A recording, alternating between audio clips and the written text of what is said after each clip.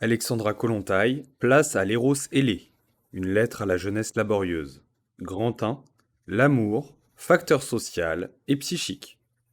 Vous me demandez, mon jeune camarade, quelle place l'idéologie prolétarienne réserve à l'amour. Vous êtes confondu du fait qu'à l'heure actuelle, la jeunesse laborieuse est plus occupée de l'amour et de toutes sortes de questions s'y rattachant que d'autres grands problèmes se posant devant la République des travailleurs. Cherchons ensemble l'application de ce fait. La réponse à cette première question: quelle place l'idéologie de la classe ouvrière réserve-t-elle à l'amour? On ne peut douter que la Russie des soviets est entrée dans une nouvelle phase de guerre civile.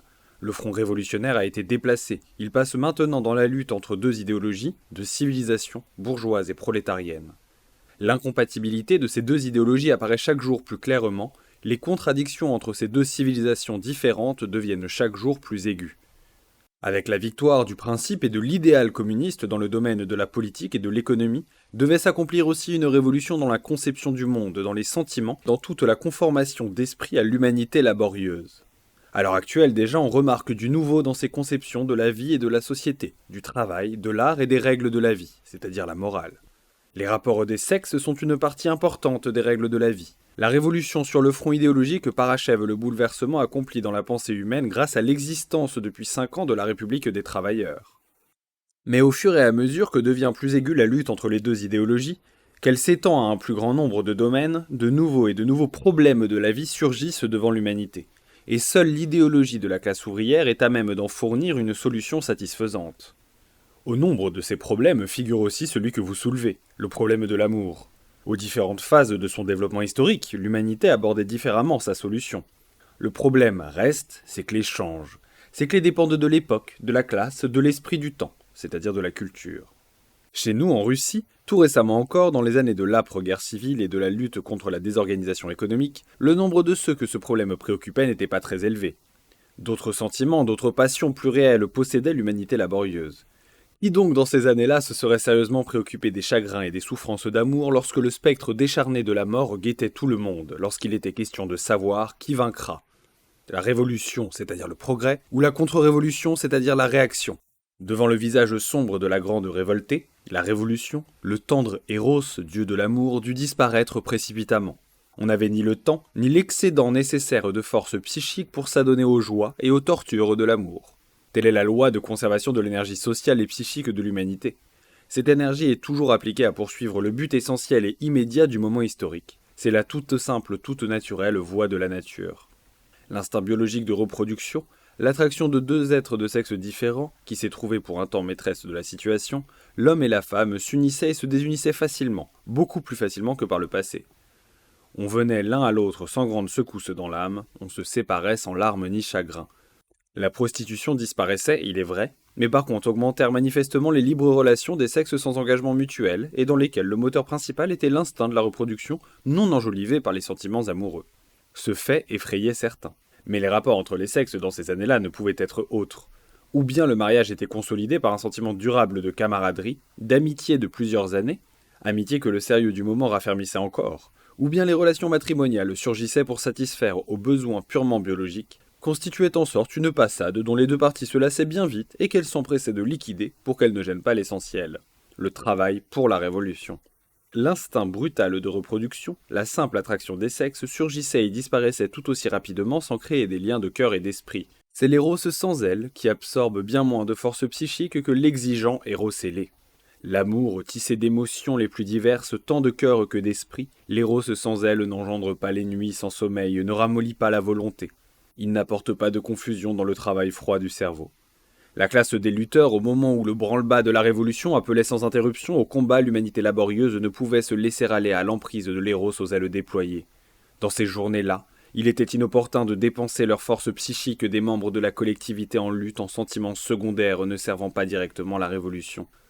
L'amour individuel, qui est à la base du mariage par couple, et se concentre sur la personne d'un homme ou d'une femme, exige une dépense énorme d'énergie psychique. Cependant, le bâtisseur de la nouvelle vie, la classe ouvrière, était intéressé non seulement à la plus grande économie possible de ses richesses matérielles, mais aussi à épargner l'énergie psychique de chacun pour l'appliquer aux tâches générales de la collectivité. Voilà pourquoi, au moment de la lutte révolutionnaire aiguë, la place de l'éros ailé consumant tout sur son passage fut prise par l'instinct peu exigeant de la reproduction, par l'éros sans elle. Mais aujourd'hui, le tableau change, la République des Soviets, et avec elle toute l'humanité laborieuse, est entrée dans une accalmie relative. Un travail très compliqué commence où il s'agit de comprendre et de fixer définitivement ce qui a été conquis, atteint, créé. Le bâtisseur de nouvelles formes de la vie, le prolétariat, doit tirer un enseignement de tout phénomène social et psychique. Il doit comprendre ce phénomène, se l'assimiler, se l'assujettir et le transformer en une arme de plus pour sa défense de classe. Alors seulement le prolétariat, ayant saisi non seulement les lois qui président à la création des richesses matérielles, mais aussi celles qui dirigent les mouvements de l'âme, pourra entrer armé jusqu'aux dents en lice contre le vieux monde bourgeois. Alors seulement l'humanité laborieuse vaincra aussi bien sur le front militaire et celui du travail que sur le front idéologique. Aujourd'hui que la révolution en Russie a pris le dessus et s'est consolidée, que l'atmosphère du combat révolutionnaire s'est dissipée et que l'homme a cessé d'être complètement pris par la lutte, le tendre héros aux ailes déployées, tombé un temps dans le mépris, réapparaît de nouveau et commence à réclamer ses droits. Il prend ombrage de l'insolent héros sans aile, de l'instinct de la reproduction non enjolivée par les charmes de l'amour. L'héros sans aile cesse de satisfaire les besoins spirituels. Il se forme un excédent d'énergie psychique que les hommes d'aujourd'hui, même les représentants de la classe laborieuse, ne savent pas encore appliquer à la vie intellectuelle de la collectivité. Cet excédent d'énergie psychique cherche une issue dans les sentiments amoureux. La lyre aux cordes multiples du dieu ailé de l'amour couvre la voix monotone de l'éros sans aile. L'homme et la femme ne s'unissent plus aujourd'hui, comme c'était le plus souvent le cas pendant les années de la Révolution. Ils ne nouent plus une liaison passagère pour satisfaire leur instinct sexuel, mais ils commencent de nouveau à vivre des romans d'amour avec les souffrances et l'extase amoureuse qui les accompagnent. Dans la République des Soviets, nous sommes incontestablement en présence d'une croissance de besoins intellectuels. On est plus avide de savoir que par le passé. On s'emballe plus facilement pour les questions scientifiques, pour l'art, pour le théâtre. Cette recherche dans la République des Soviets des nouvelles formes à donner aux richesses intellectuelles de l'humanité embrasse inévitablement la sphère des sentiments amoureux. On observe un réveil d'intérêt à l'égard de la psychologie du sexe, du problème de l'amour.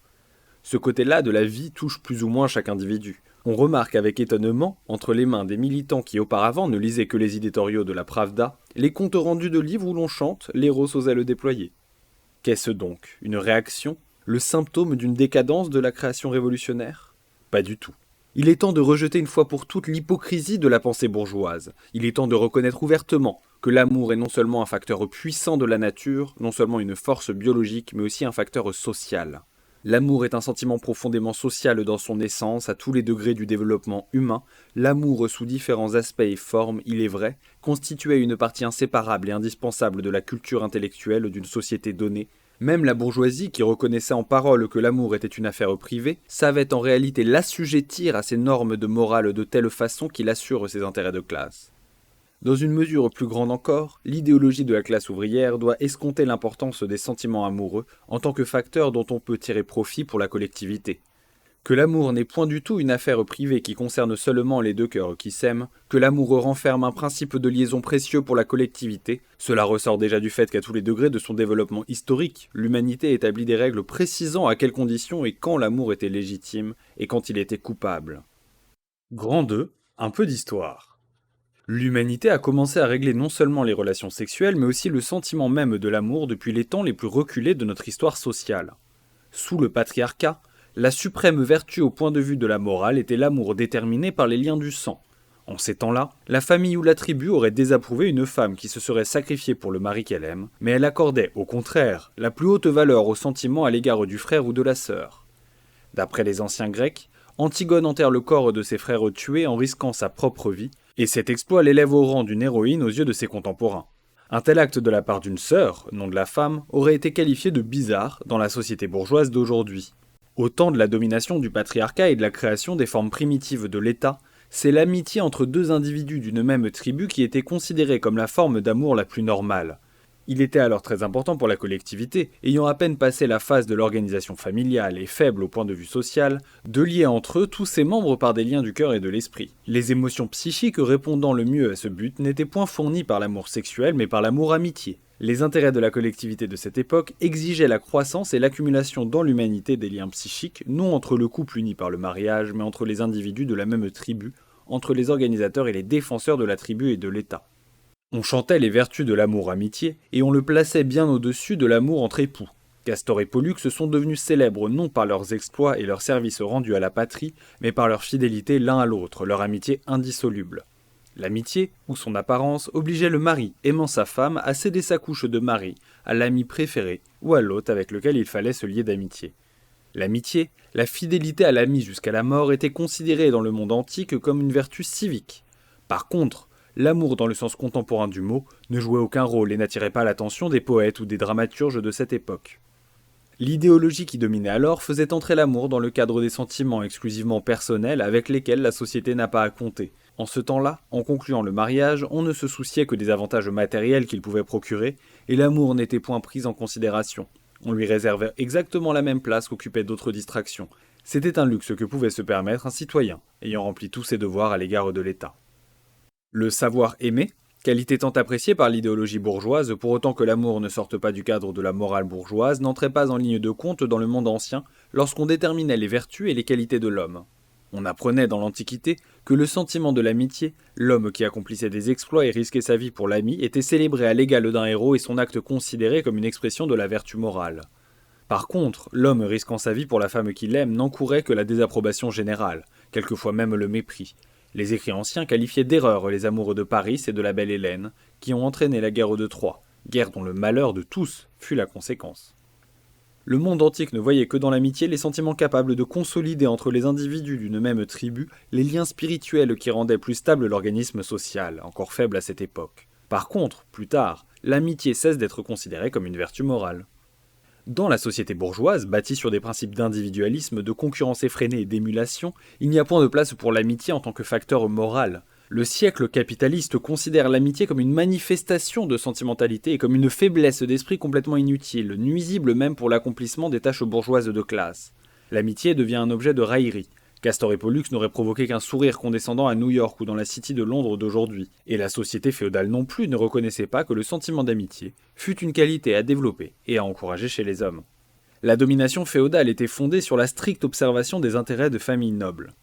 La vertu était moins déterminée par les rapports des membres de la société d'alors entre eux que par les devoirs d'un membre de la famille envers celle-ci et ses traditions.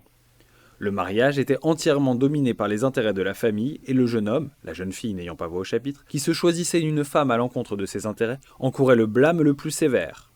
Au temps de la féodalité, il ne convenait pas de placer les sentiments personnels au-dessus des intérêts de la famille, et celui qui n'en tenait pas compte était regardé comme un paria. D'après les idées de la société féodale, l'amour et le mariage ne devaient guère être une seule et même chose. Néanmoins, c'est au temps de la féodalité que le sentiment d'amour entre les êtres de sexes différents acquit, pour la première fois dans l'histoire de l'humanité, un certain droit de cité. À première vue, il semble étrange que l'amour ait été reconnu en ce temps d'ascétisme, de mœurs brutales et cruelles, de violence et de règne du droit d'empiètement. Mais si l'on regarde de plus près, les causes qui ont provoqué la reconnaissance de l'amour comme un phénomène social non seulement légitime mais même désirable, il apparaît clairement par quoi cette reconnaissance était déterminée. L'amour, dans certains cas et avec le concours de certaines circonstances, peut pousser l'être amoureux à accomplir des actes dont il serait incapable dans un autre état d'esprit. Cependant, la chevalerie exigeait de chacun de ses membres de hautes vertus, d'ailleurs strictement personnelles, dans le domaine militaire, comme l'intrépidité, la bravoure, l'endurance, etc. À cette époque, ce n'est pas tant l'organisation de l'armée que les qualités individuelles des combattants qui décidaient du sort des batailles. Le chevalier amoureux de son inaccessible dame de cœur accomplissait plus facilement des miracles de bravoure, triomphait plus facilement dans les tournois, sacrifiait plus aisément sa vie au nom de la belle. Le chevalier amoureux était possédé par le désir de se distinguer, afin de gagner par ce moyen les bonnes grâces de son aimé. L'idéologie chevaleresque a tenu compte de ce fait, et, tout en reconnaissant que l'amour entraîne chez l'être humain un état psychologique utile aux tâches de classe de la classe féodale, elle lui a donné néanmoins un cadre bien déterminé. En ce temps-là, l'amour des époux n'était pas apprécié ni chanté par les poètes. Ce n'est pas sur lui que reposait la famille vivant dans les châteaux forts. L'amour en tant que facteur social n'était goûté que quand il s'agissait des sentiments amoureux du chevalier envers la femme d'autrui, sentiment qui lui faisait accomplir des exploits. D'autant plus inaccessible était la femme élue, d'autant plus le chevalier devait-il chercher à gagner ses bonnes grâces en déployant des vertus et des qualités requises dans son monde. D'ordinaire, les chevaliers se choisissaient une dame de cœur parmi les femmes les moins accessibles. C'était le plus souvent la femme du suzerain, quelquefois la reine. Seul un tel amour spirituel, l'amour sans satisfaction charnelle qui poussait le chevalier aux exploits héroïques et le forçait à accomplir des miracles de bravoure était cité en exemple et considéré comme une vertu. Les chevaliers ne choisissaient jamais l'objet de leur adoration parmi les jeunes filles. Quelque haut placée que fût une jeune fille, l'amour que le chevalier éprouvait pour elle pouvait conduire au mariage. Alors disparaît inévitablement le moteur psychologique qui le poussait aux exploits. C'est cela que n'admettait pas la morale féodale. De là vient que l'idéal d'ascétisme voisinait avec l'élévation du sentiment amoureux au rang d'une vertu morale, dans leur zèle, de purifier l'amour de tout ce qui était charnel, de le transformer en un sentiment abstrait.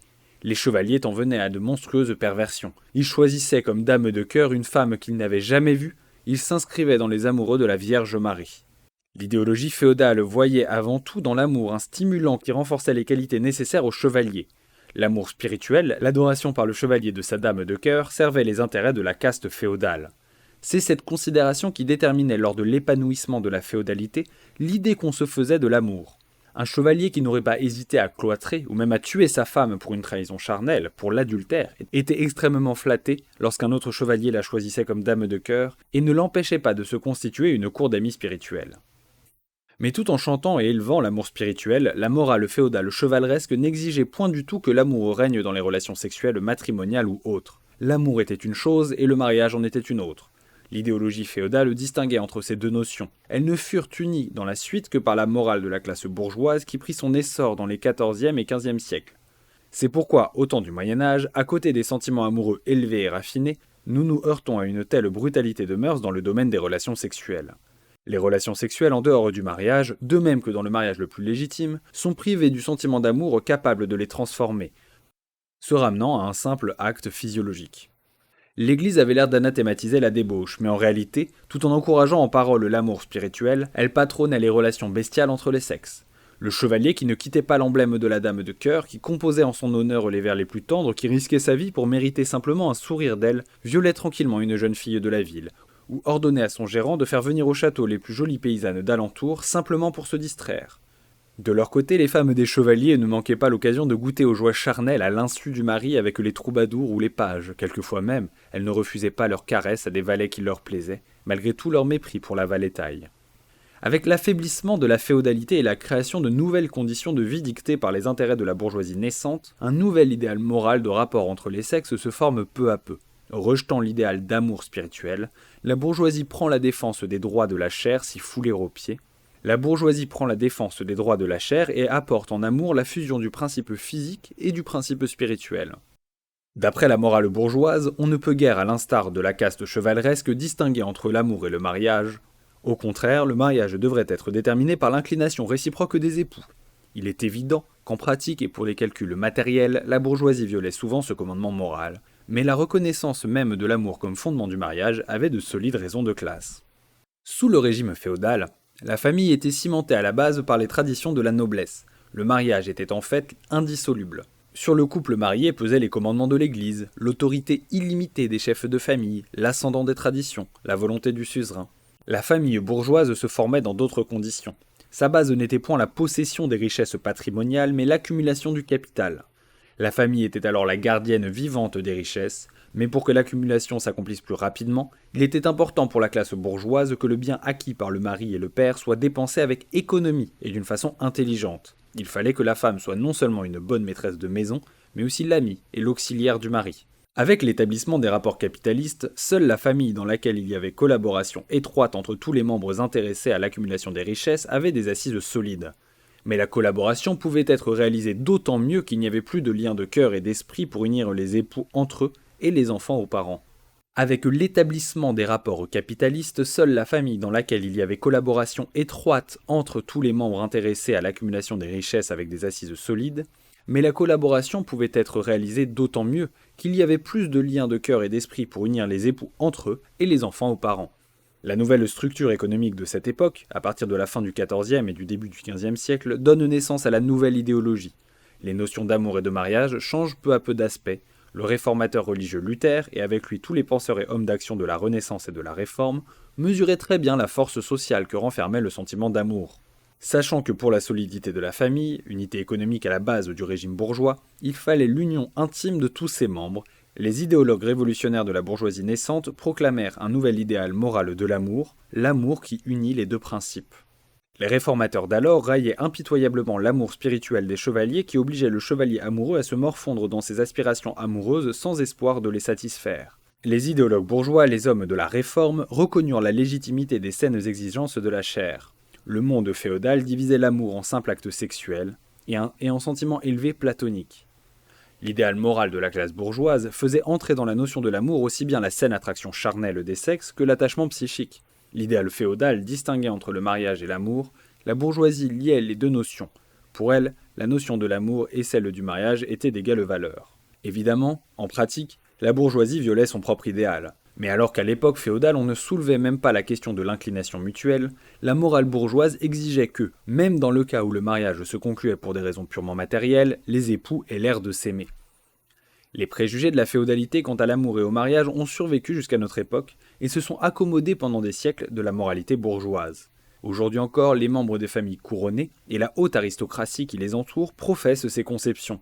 Dans ces milieux-là, on trouve ridicule et choquant un mariage d'inclination. Les jeunes princes et princesses doivent encore se soumettre à la tyrannie des traditions de la race et des calculs politiques et unir leur vie avec un être qu'ils n'aiment pas. L'histoire reconnaît beaucoup de drames semblables à celui du malheureux fils de Louis XV qui allait à son mariage secret malgré la douleur qu'il éprouvait de la mort de sa première femme ardemment aimée. La subordination du mariage à ces considérations existe également chez les paysans. La famille paysanne se distingue en cela de la famille bourgeoise de la ville. Elle est avant tout une unité économique de travail. Les intérêts économiques dominent tellement la famille paysanne que les liens psychiques y jouent un rôle tout à fait secondaire. Dans une famille d'artisans du Moyen-Âge, il n'était point non plus une question d'amour lorsqu'on concluait un mariage. Au temps des corporations d'artisans, la famille était aussi une unité de production et reposait sur un principe économique de travail. L'idéal d'amour dans le mariage ne commence à apparaître chez la classe bourgeoise qu'au moment où la famille cesse peu à peu d'être l'unité de production pour devenir unité de consommation et gardienne du capital accumulé. Mais, tout en proclamant le droit des deux cœurs aimants à s'unir, même à l'encontre des traditions de la famille, tout en raillant l'amour spirituel et l'ascétisme, tout en affirmant que l'amour est à la base du mariage, la morale bourgeoise lui traça néanmoins d'étroites limites. L'amour n'était légitime que dans le mariage, ailleurs il était considéré comme immoral. Un tel idéal était dicté par des considérations économiques. Il s'agissait d'empêcher la dispersion du capital parmi les enfants collatéraux. Toute la morale bourgeoise avait pour fonction de contribuer à la concentration du capital. L'idéal d'amour était constitué par le couple marié, s'appliquant à augmenter le bien-être et les richesses du noyau familial isolé du reste de la société. Là où se heurtaient les intérêts de la famille et de la société, la morale bourgeoise décidait en faveur de la famille. Avec l'esprit utilitaire qui lui est propre, la bourgeoisie cherchait à tirer profit de l'amour en faisant de ce sentiment un moyen de consolider les liens de la famille. Il va de soi que le sentiment d'amour se trouvait bien à l'étroit dans les limites que l'idéologie bourgeoise lui avait tracées. Les conflits d'amour naissaient et se multipliaient à l'infini, et ils trouvèrent leur expression dans le nouveau genre littéraire que la classe bourgeoise fit naturellement dans les romans. L'amour sortait constamment des limites matrimoniales sous forme de liaisons libres ou d'adultère, que la morale bourgeoise condamnait, mais qui fleurissaient en pratique. L'idéal bourgeois de l'amour ne correspond pas aux besoins de la couche la plus nombreuse de la population, aux besoins de la classe ouvrière. Il ne correspond pas non plus au genre de la vie des travailleurs intellectuels. De là cet intérêt dans les pays au capitalisme très développé pour les problèmes du sexe et de l'amour. De là ces recherches passionnées pour résoudre cette question angoissante qui date de plusieurs siècles. Comment établir les rapports entre les sexes de façon à augmenter la totalité du bonheur humain sans nuire aux intérêts de la collectivité. La même question se pose naturellement aussi à la jeunesse laborieuse en Russie. Un coup d'œil rapide sur l'évolution des relations matrimoniales et d'amour vous aidera, mon jeune camarade, à vous pénétrer de cette vérité que l'amour n'est point une affaire privée, comme cela semble à première vue. L'amour est un précieux facteur social et psychique que l'humanité manie instinctivement dans l'intérêt de la collectivité durant toute l'histoire. Il appartient à l'humanité laborieuse, armée de la méthode scientifique du marxisme et mettant à profit l'expérience du passé, de comprendre quelle place dans les relations sociales la nouvelle humanité doit réserver à l'amour. Quel est donc l'idéal d'amour qui répond aux intérêts de la classe qui lutte pour sa domination ? Grand 3. L'amour camaraderie. La nouvelle société communiste laborieuse s'édifie sur le principe de camaraderie, de solidarité. Mais qu'est-ce que la solidarité ? Ce n'est pas seulement la conscience de la communauté d'intérêts, mais c'est aussi les liens de cœur et d'esprit établis entre les membres de la collectivité laborieuse. Le régime social bâti sur la solidarité et la collaboration exige cependant que la société en question possède à un très haut degré de développement la capacité potentielle de l'amour, c'est-à-dire la capacité des sensations sympathiques. À défaut de telles sensations, la solidarité ne peut être assurée. C'est pourquoi justement l'idéologie prolétarienne cherche à éduquer et à renforcer chez chaque membre de la classe ouvrière le sentiment de sympathie à l'égard des souffrances et des besoins de ses camarades de classe, ainsi que la compréhension des aspirations d'autrui et la conscience de sa liaison avec d'autres membres de la collectivité. Mais toutes ces sensations sympathiques, délicatesse, sensibilité, sympathie, découlent d'une même source commune, la capacité d'aimer non plus dans le sens étroitement sexuel, mais dans le sens plus large de ce mot. L'amour est un sentiment qui lie les individus entre eux. Il est donc pour ainsi dire un sentiment d'ordre organique. Que l'amour soit une très grande force de liaison, la bourgeoisie le comprenait et le saisissait très bien. C'est pourquoi, en cherchant à consolider la famille, l'idéologie bourgeoise fit une vertu morale de l'amour entre époux. Être un bon père de famille était aux yeux de la bourgeoisie une très grande et très précieuse qualité de l'homme. Le prolétariat, de son côté, doit escompter le rôle social et psychologique que le sentiment d'amour, aussi bien dans le sens étendu du mot qu'en ce qui concerne les rapports entre les sexes, peut et doit jouer pour renforcer des liens, non dans le domaine des relations matrimoniales et de famille, mais dans celui du développement de la solidarité collective. Quel est donc l'idéal d'amour de la classe ouvrière? Quels sont les sentiments que l'idéologie prolétarienne met à la base des rapports entre les sexes? Nous avons déjà constaté, mon jeune ami, que chaque époque possède son propre idéal d'amour, que chaque classe cherche dans son propre intérêt à mettre dans la notion morale de l'amour son contenu propre, chaque degré de civilisation apportant à l'humanité des sensations morales et intellectuelles plus richement nuancées, fait teindre en une couleur particulière les tendres ailes de l'éros. L'évolution dans le développement de l'économie et des mœurs sociales était accompagnée des modifications qu'on apportait à la notion de l'amour. Certaines nuances de ce sentiment se renforçaient, d'autres par contre s'atténuaient ou disparaissaient complètement. De simple instinct biologique, l'instinct de la reproduction, propre à tous les êtres vivants supérieurs ou inférieurs divisés en sexes, l'amour, évoluant depuis les milliers d'années qu'existe la société humaine, s'enrichissant sans cesse de nouvelles sensations psychiques, devint un sentiment très compliqué. De phénomène biologique, l'amour devint un facteur social et psychologique. Sous la pression des forces économiques et sociales, l'instinct biologique de la reproduction qui détermina les rapports des sexes au premier degré du développement de l'humanité s'est dirigé dans les deux sens diamétralement opposés. D'une part, le sain instinct sexuel, l'attraction physique l'un vers l'autre de deux êtres dans le but de la reproduction. Sous la pression de monstrueux rapports économiques et sociaux, surtout sous la domination du capitalisme, dégénéra en une luxure malsaine. L'acte sexuel devient un but en soi, un moyen de se procurer une volupté de plus, une paillardise exacerbée par les excès, les perversions, les aiguillons nocifs de la chair. L'homme s'unit à la femme non pas parce qu'un saint courant sexuel l'attire puissamment vers cette femme-là, mais parce qu'il cherche la femme, sans éprouver aucun besoin sexuel, et il la cherche dans le seul but de provoquer ce besoin, grâce à l'intimité de cette femme. Il se procure ainsi une volupté par le fait même de l'acte sexuel. La prostitution repose là-dessus. Si l'intimité de la femme ne provoque pas l'excitation attendue, les hommes, blasés par les excès sexuels, recourent à toutes sortes de perversions. C'est là une déviation de l'instinct biologique vers une luxure malsaine, qui l'éloigne de sa source première. D'autre part, l'attraction physique c'est compliqué. Au courant des siècles de vie sociale de l'humanité et des changements de civilisation, de toute une gamme de sentiments. Dans sa forme actuelle, l'amour est un état psychique très complexe, depuis très longtemps déjà détaché de sa source première, l'instinct biologique de reproduction, et qui souvent se trouve même en contradiction avec lui. L'amour est un conglomérat de toutes sortes de sentiments. Amitié, passion, tendresse spirituelle, pitié, inclination, habitude, etc. Il devient difficile, étant donné une telle complexité, d'établir le lien direct entre l'éros sans aile et l'éros aux ailes déployées. L'amour-amitié, dans lequel il n'existe même pas un atome d'attraction physique, l'amour spirituel envers la cause, l'idée et l'amour impersonnel de la collectivité, tout cela témoigne que le sentiment d'amour s'est détaché de sa base biologique et à quel point il s'est idéalisé. Mais ce n'est pas tout. Souvent, entre les diverses manifestations de l'amour surgit une contradiction flagrante. La lutte commence. L'amour envers la cause aimée, non pas envers la cause tout simplement, mais justement envers la cause aimée, ne cadre pas avec l'amour envers l'élu ou l'élu de cœur. L'amour envers la collectivité entre en conflit avec le sentiment d'amour envers la femme, le mari, les enfants. L'amour-amitié est en contradiction avec l'amour-passion. Dans un cas, l'amour est dominé par l'harmonie psychique. Dans l'autre, il a pour base l'harmonie des corps. L'amour a revêtu de multiples aspects. Au point de vue des émotions d'amour, ce que ressent l'homme d'aujourd'hui, chez lequel des siècles d'évolution culturelle ont développé et éduqué les différentes nuances de ce sentiment, se trouve à l'étroit en ce qu'exprime le mot, trop général et vague, d'amour. La multiplicité du sentiment d'amour crée sous la domination de l'idéologie et des mœurs bourgeoises capitalistes une série de pénibles et insolubles drames moraux.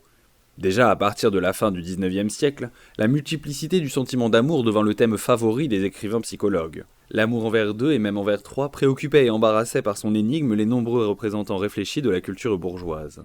Cette complexité de l'âme, ce dédoublement du sentiment, notre grand penseur publiciste, Herzen, a cherché à les élucider dans les années du siècle passé, dans son roman intitulé « À qui la faute ?». Tchanitchevsky, également, a cherché à résoudre ce problème dans sa nouvelle sociale « Que faire ?». Le dédoublement du sentiment d'amour, sa multiplicité, ont souvent préoccupé les plus grands écrivains de la Scandinavie. Hamsun, Ibsen, Björnson ou Geijerstam. Ce thème, on le rencontre souvent dans les écrits des littérateurs français du siècle dernier. Romain Rolland, très proche du communisme, s'en occupe aussi bien que Maeterlinck, très éloigné de nos conceptions. Les génies poétiques comme Goethe et Byron, et les pionniers aussi hardis dans le domaine des rapports entre les sexes tels que George Sand, ont cherché à résoudre dans la pratique de la vie ce problème compliqué, cette énigme de l'amour. L'auteur du roman, À qui la faute, Herzen, s'en est rendu compte à la lumière de sa propre expérience ainsi que de nombreux autres penseurs, poètes, hommes d'État. Mais sous le poids de l'énigme de la dualité dans l'amour, fléchissent maintenant des hommes qui ne sont pas grands du tout, mais qui cherchent vainement la clé de sa solution dans les limites de la pensée bourgeoise. Et cependant, cette clé est entre les mains du prolétariat. La solution de ce problème appartient à l'idéologie et au genre de vie de la nouvelle humanité laborieuse. Nous parlons, ici, de la dualité du sentiment d'amour, des complexités de l'éros aux ailes déployées, mais une telle dualité ne peut être confondue avec les relations sexuelles d'un homme avec plusieurs femmes ou d'une femme avec plusieurs hommes. La polygamie à laquelle le sentiment ne participe pas peut entraîner des conséquences néfastes, mais de telles liaisons ne créent pas des drames moraux. Les drames, les conflits ne surgissent que lorsqu'on est en présence de l'amour dans toutes ses nuances et manifestations diverses. Une femme peut aimer un homme par l'esprit seulement, au cas où ses pensées, ses aspirations, ses désirs s'harmonisent avec les siens, et elle peut être attirée vers un autre par un puissant courant d'affinité physique. À l'égard d'une femme, un homme éprouve un sentiment d'une tendresse pleine de ménagement, d'une pitié pleine de sollicitude, et dans une autre, il trouve un appui, la compréhension des meilleures aspirations de son moi. À laquelle de ces deux femmes doit-il accorder sa plénitude de l'éros?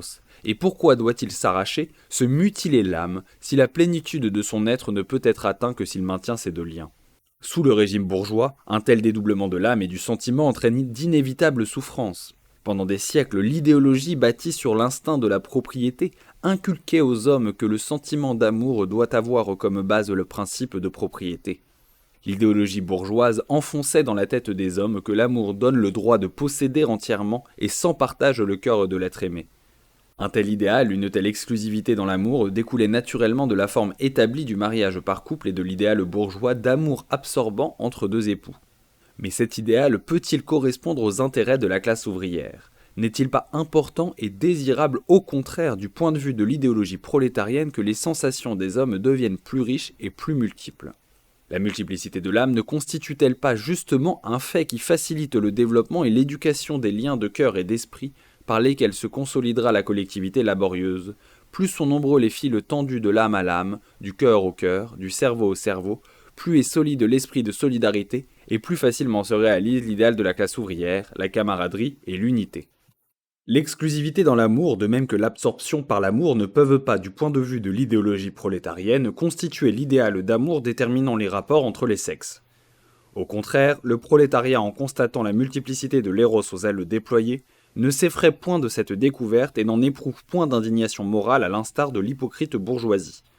Au contraire, le prolétariat cherche à imprimer à ce phénomène, qui est le résultat des causes sociales compliquées, une direction qui corresponde à ses buts de classe au moment de la lutte et de l'édification de la société communiste. La multiplicité de l'amour n'est pas, par elle-même, en la contradiction avec les intérêts du prolétariat. Au contraire, elle facilite le triomphe de l'idéal d'amour dans les rapports entre les sexes qui se forment et se cristallisent déjà à l'intérieur de la classe ouvrière, l'amour-camaraderie. L'humanité du patriarcat se représentait l'amour sous forme d'affection entre les parents, le monde antique mettait au-dessus de tout l'amour-amitié. Le monde féodal faisait un idéal de l'amour spirituel du chevalier, amoureux détaché du mariage et qui n'était pas lié à la satisfaction de la chair. L'idéal d'amour pour la morale bourgeoise était l'amour d'un couple uni par le mariage légitime. L'idéal d'amour de la classe ouvrière découle de la collaboration dans le travail et de la solidarité dans l'esprit et la volonté de tous ses membres, hommes et femmes. Il se distingue naturellement par sa forme et par son contenu de la notion d'amour d'autres époques de civilisation. Mais qu'est-ce donc que l'amour-camaraderie ? Cela ne signifie-t-il pas que l'amour-idéologie de la classe ouvrière, forgée dans une atmosphère de lutte pour la dictature ouvrière, s'apprête à chasser impitoyablement le tendre héros ailé ? Non pas.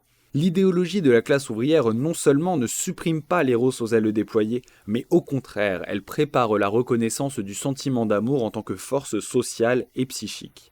L'hypocrite morale de la culture bourgeoise arrachait impitoyablement des plumes aux ailes à couleur chatoyante de l'éros en l'obligeant à ne visiter que le couple légalement marié.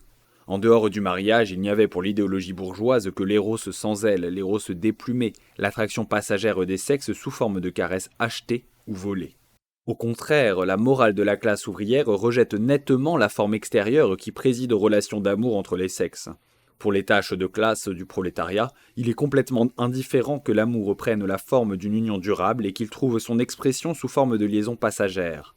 L'idéologie de la classe ouvrière ne fixe point de limite formelle à l'amour, mais par contre elle se soucie déjà du contenu de l'amour, des nuances de sentiments et d'émotions qui lient les deux sexes.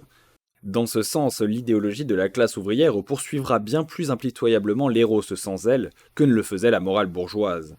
L'éros sans aile est en contradiction avec les intérêts de la classe ouvrière. En premier lieu, il entraîne inévitablement les excès et l'épuisement physique, ce qui diminue la réserve d'énergie de l'humanité. En deuxième lieu, il appauvrit l'âme en empêchant le développement des liens psychiques et des sensations sympathiques. En troisième lieu, il repose sur l'inégalité des droits entre les rapports des sexes, sur la dépendance de la femme envers l'homme, sur la fatuité ou l'insensibilité de l'homme, ce qui nuit au sentiment de camaraderie. L'action de l'éros aux ailes déployées est tout à fait différente. Évidemment, à la base de l'éros aux ailes déployées, de même qu'à celle de l'éros sans ailes, se trouve l'attraction physique des sexes, mais la différence, c'est que dans un être éprouvant un sentiment d'amour à l'égard d'un autre s'éveillent et se manifestent justement les qualités d'âme dont les constructeurs de la nouvelle culture ont besoin. Sensibilité, délicatesse, désir d'aider autrui. L'idéologie bourgeoise exigeait que l'homme ou la femme fasse montre de ces qualités rien qu'à l'égard de l'élu ou l'élueux, à l'égard d'une seule femme ou d'un seul homme. Ce qui est surtout cher par contre à l'idéologie prolétarienne, c'est que ces qualités-là soient éveillées et éduquées dans l'homme et qu'elles se manifestent non seulement dans ses rapports avec l'objet aimé, mais aussi dans ses rapports avec tous les membres de la collectivité. Les nuances et les sentiments qui prédominent dans l'éros aux ailes déployées sont indifférents au prolétariat. Que ce soit les tendres tons de la complexion amoureuse ou les chaudes couleurs de la passion, ou la communauté et l'harmonie d'esprit. Une seule chose importe, c'est que dans toutes ces nuances et manifestations d'amour, il existe des éléments psychiques qui développent le sentiment de camaraderie. L'amour-camaraderie, c'est l'idéal dont le prolétariat a besoin dans la période difficile et grosse de responsabilité où il lutte pour instituer sa dictature et pour la maintenir. Mais on ne peut douter que dans la société communiste, une fois réalisée, l'amour, héros aux ailes déployées, se présentera sous une toute autre forme, revêtra un aspect tout différent de celui qu'il a aujourd'hui, un aspect complètement inconnu de nous. Les liens sympathiques entre les membres de la nouvelle société se développeront et se fortifieront entre-temps. La capacité d'aimer grandira et l'amour-solidarité deviendra un animateur comme la concurrence et l'égoïsme l'étaient pour le régime bourgeois. Le collectivisme d'esprit et de volonté vaincra l'individualisme se suffisant à lui-même. Le froid de la solitude morale que les hommes cherchaient souvent à éviter en régime bourgeois dans l'amour et le mariage disparaîtra. Les hommes seront liés entre eux par d'innombrables fils, tant de cœur que d'esprit. Les sentiments des hommes se modifieront pour faire place à l'intérêt grandissant envers la chose publique. L'inégalité entre les sexes et toutes les dépendances de la femme envers l'homme disparaîtront, sans laisser de traces, complètement ensevelies dans l'oubli.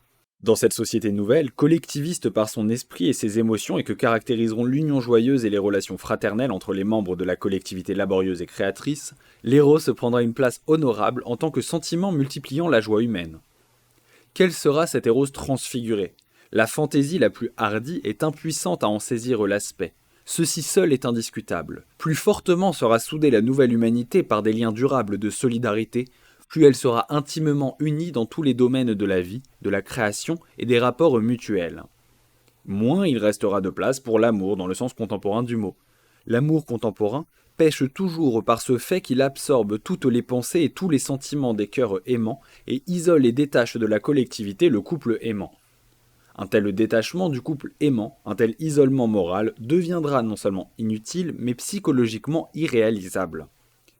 Dans une société où les intérêts, les tâches, les aspirations de tous les membres seront intimement liés, dans ce monde nouveau, la forme reconnue, normale et désirable des rapports entre les sexes aura probablement pour base la saine, la libre, la naturelle attraction des sexes. Elle aura pour base l'éros transfiguré. Mais nous sommes au tournant où se rencontrent les deux civilisations. Et dans cette période transitoire où les deux mondes s'empoignent chaudement sur tous les fronts, y compris le front idéologique, le prolétariat est intéressé à faciliter par tous les moyens l'accumulation la plus rapide des sensations sympathiques.